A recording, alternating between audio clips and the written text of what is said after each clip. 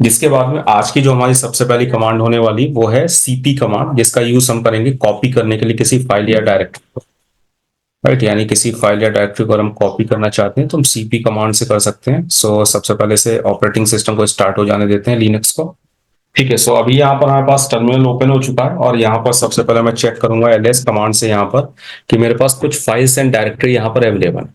सो मैं किसी एक फाइल को कंसीडर करता हूँ, लाइक मेरे पास फाइल 1 है। मैं चाहता हूँ कि मैं इस फाइल को यहाँ से कॉपी करके और किसी दूसरी लोकेशन पे लाइक पब्लिक डायरेक्टरी के अंदर भी कॉपी कर लूँ। सो कॉपी करने से पहले अगर मैं यहाँ पर चेक करूँ पब्लिक के अंदर, सो यहाँ पर मेरे पास कुछ भी अवेलेबल नहीं है। पब्लिक डायरेक्टरी क्या है, एम्प्टी है। सो मैं चाहता हूँ कि फाइल 1 को मैं कॉपी कर दूं पब्लिक डायरेक्टरी के अंदर। सो उसके लिए हम सबसे पहले क्या करेंगे, सबसे पहले तो CP command, then space, and then सबसे पहले सोर्स की लोकेशन। सो सोर्स फाइल हमारी क्या है, हमारी करंट लोकेशन पे, जहां पर हम अवेलेबल है, यानी हमारी होम डायरेक्टरी में। सो करंट लोकेशन में इसलिए हम डायरेक्ट फाइल का नाम दे सकते हैं। अगर ये हमारे पास अवेलेबल ना होती, किसी और डायरेक्टरी में होती, तो वहां पर हम रिलेटिव पाथ या फिर एब्सोल्यूट पाथ का यूज कर सकते हैं। तो अभी मैं यहाँ पर सिर्फ नेम दूंगा फाइल 1। तो सबसे पहले आपको सोर्स की लोकेशन देनी है, देन स्पेस करके आपको डेस्टिनेशन, आप कहाँ इसे कॉपी करना चाहते हो। सो हम जो इसे कॉपी करना चाहते हैं वो हम पब्लिक डायरेक्टरी के अंदर कॉपी करना चाहते हैं। सो हम यहाँ पर पब्लिक लिखेंगे एंड देन प्रेस एंटर। सो ये यहाँ पर कॉपी हो चुकी है और अभी अगर मैं यहाँ पर चेक करता हूँ, so ls space public, public, and then इसके अंदर आप देखो तो फाइल 1 अभी अवेलेबल है, जो कि इससे पहले अवेलेबल नहीं थी। दैट मीन्स इस तरीके से हम यहाँ पर कॉपी कर सकते हैं। दूसरा तरीका क्या है कि अगर मैं यहाँ पर डायरेक्टरी कॉपी करना चाहता हूँ, अगर मैं सेम पब्लिक डायरेक्टरी के अंदर जो है, मैं एक डायरेक्टरी यहाँ पर मेरे पास डायरेक्टरी 1 है, मैं इसे कॉपी करके ले जाना चाहता हूँ। सो मैं क्या करूंगा, अगर मैं cp कमांड करता हूँ एंड अगर मैं सिंपल डायरेक्टरी का नेम देता हूँ directory 1 and then space and then मेरी डेस्टिनेशन लोकेशन यानी पब्लिक। सो यहाँ पर ये कॉपी नहीं होगी क्योंकि ये क्या है, ये डायरेक्टरी है। तो डायरेक्टरी के लिए आपको -r का यूज करना पड़ेगा। सो हम क्या करेंगे, यहाँ पर -r को ऐड करेंगे डायरेक्टरी के केस में एंड देन प्रेस एंटर। सो अब ये कॉपी हो चुकी है। अगर हम चेक करें यहाँ पर तो ls पब्लिक, सो यहाँ पर हमारे पास डायरेक्टरी 1 और फाइल 1 दोनों ही अभी अवेलेबल। दैट मीन्स इस तरीके से हम यहाँ पर कॉपी कर सकते हैं। यही चीज अगर मैं किसी दूसरी लोकेशन से किसी फाइल को कॉपी करता हूँ, सो वो भी हम यहाँ पर कर सकते हैं। जैसे अगर मैं यहाँ पर आपको दिखाऊं, सो हम एक काम करते हैं, हम यहाँ पर अपनी लोकेशन चेंज कर लेते हैं और हम cd करके etc में चले जाते हैं। सो मेरी लोकेशन जो है वो etc है, बट मैं चाहता हूं कि मैं etc में रहकर ही मैं बिना अपनी लोकेशन को चेंज किए हुए और यहाँ से फाइल 4 को कॉपी करके और वीडियोस डायरेक्टरी के अंदर मैं पहुंचा दूं, इसके अंदर कॉपी करना चाहता हूं। सो उसके लिए भी कमांड cp स्पेस फाइल की अब हमें लोकेशन देनी है, क्योंकि हमारी करंट लोकेशन पर अवेलेबल नहीं है। सो दैट मीन्स मुझे यहाँ पर रिलेटिव या फिर एब्सोल्यूट पाथ का यूज करना पड़ेगा। बट रिलेटिव पाथ हम यहाँ पर यूज नहीं कर सकते क्योंकि ये मेरे नेक्स्ट अवेलेबल नहीं है, इसका पाथ अलग है, क्योंकि ये कहां पर है, आपके स्लैश रूट के अंदर है। सो हमें क्या करना पड़ेगा, slash root and then file 4, तो उसकी कंप्लीट लोकेशन देनी पड़ेगी फाइल 4। देन डेस्टिनेशन की भी हमें कंप्लीट लोकेशन देनी पड़ेगी रूट के अंदर वीडियोस एंड देन एंटर। सो ये अभी कॉपी हो चुकी है। अगर अभी हम चेक करें यहाँ पर, सो हम etc से ही चेक कर रहे हैं, इसलिए हम रूट एंड देन वीडियोस। सो इसके अंदर फाइल 4 आ चुकी है।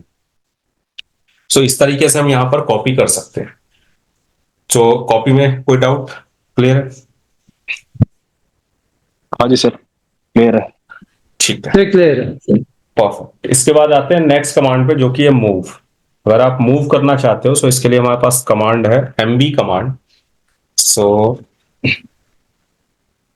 यहाँ पर कमांड है हमारे पास mb, इसका काम क्या है, to move and rename a file. इससे आप फाइल या डायरेक्टरी को रीनेम भी कर सकते हो, रीनेम फाइल। सो कैसे यूज करेंगे इसे? सो सबसे पहले अगर मैं यहाँ मूव करना चाहता हूँ, सो मैं किसी एक फाइल या डायरेक्टरी को कंसीडर करता हूँ। सो मैं अभी यहाँ पर फाइल 2 को कंसीडर करता हूँ। मैं फाइल T2 को यहाँ से मूव करना चाहता हूँ और मैं इसे सेशन नाम की डायरेक्टरी के अंदर या फिर सेशन के अंदर पहले भी डेटा है, सो मैं टेम्पलेट्स के अंदर करता हूँ। मैं टेम्पलेट्स के अंदर इसे मूव करना चाहता हूँ। सो मैं यहाँ पर क्या करूँगा, mb space and then file, so file 2 space and then मैं टेम्पलेट्स के अंदर इसे मूव करना चाहता हूँ। So templates and then enter. So अभी यहाँ पर मूव हो चुकी है। अगर मैं यहाँ चेक करूंगा ls तो यहाँ से फाइल 2 हट चुकी है अभी यहाँ पर अवेलेबल नहीं है। बट अगर मैं यहाँ चेक करता हूँ टेम्पलेट्स के अंदर, टेम्पलेट्स, सो इसके अंदर अभी मेरी फाइल 2 जो है वो आ चुकी है। यानी हम इससे इस तरीके से मूव कर सकते हैं। इसी तरीके से अगर मैं किसी डायरेक्टरी को मूव करना चाहता हूँ, सो mv स्पेस मैं डायरेक्टरी 2 को मूव करना चाहता हूँ, सो डायरेक्टरी 2 स्पेस एंड मैं सेम डायरेक्टरी टेम्पलेट्स के अंदर मूव करना चाहता हूँ, सो एंटर। ls चेक करेंगे, सो अभी यहाँ पर हमारे पास डायरेक्टरी 2 अवेलेबल नहीं है कहीं भी। लेकिन अगर मैं चेक करता हूँ टेम्पलेट्स को, सॉरी टेम्पलेट्स के अंदर ls टेम्पलेट्स वेयर इज, सो यहाँ पर हमारे पास डायरेक्टरी 2 अवेलेबल। तो इस तरीके से मैं इस मूव के केस में डायरेक्टरी के साथ में भी हमें कोई हाइफन आर या कुछ भी ऑप्शन यूज नहीं करना। ठीक है, इसके बाद हम यहाँ पर अगर देखें, सो मूव के बाद में हमारा जो नेक्स्ट है यहाँ पर रीनेम कैसे करेंगे हम इसी सेम कमांड से mv से।